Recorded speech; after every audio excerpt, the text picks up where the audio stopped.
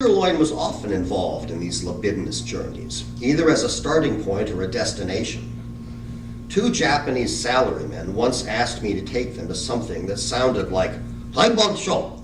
I had no idea what they were talking about. They had to repeat it twice until I realized they were saying ribald show.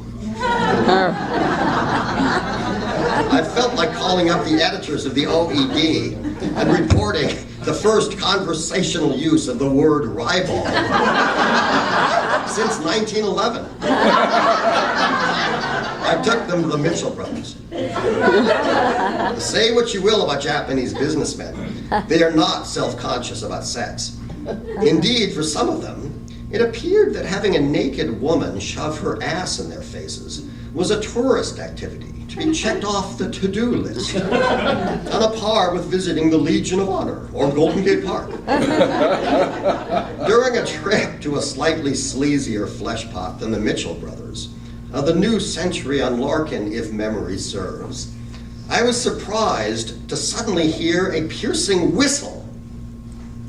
I looked away from the gyrating woman on the pole to observe 10 or 15 Japanese men getting up and moving methodically towards the exit, heading back to the tour bus. It was the finest display of organized horniness I'd ever seen. I myself was a master of disorganized horniness. I once met a lunatic stripper who worked at one of the Loin's legendary strip clubs, the Chez Paris on Mason, famous for its neon sign of a long female leg, bent and ready to kick the can-can. I met this woman on the beach at Aquatic Park and took her the next day to Lake Anza in Berkeley. Unfortunately, her spectacular body turned out to be accompanied by a schizophrenic brain. We were sitting on our towels talking about this and that when she suddenly and suspiciously asked me if I was gay. Apparently, trying to make innocuous first date conversation was a bad move. Later, we did manage to get in a little groping in the back seat of my stepmom's 1962 VW Bug.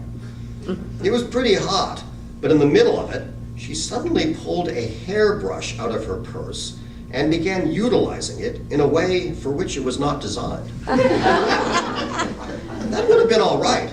In fact, it would have been all right to an unparalleled degree, except for the fact that, 1, it felt like she had suddenly gone into her Chez Paris routine, and 2, I couldn't convince her to come back to my apartment. When I dropped her off at her apartment, she told me to come by the Chez Paris after 2 a.m. when she got off work. I did and waited for half an hour, but the only person who came out was a large, violent-looking bouncer who told me to get lost. Hairbrush woman, in the extremely unlikely event that you were reading this, where did I go wrong?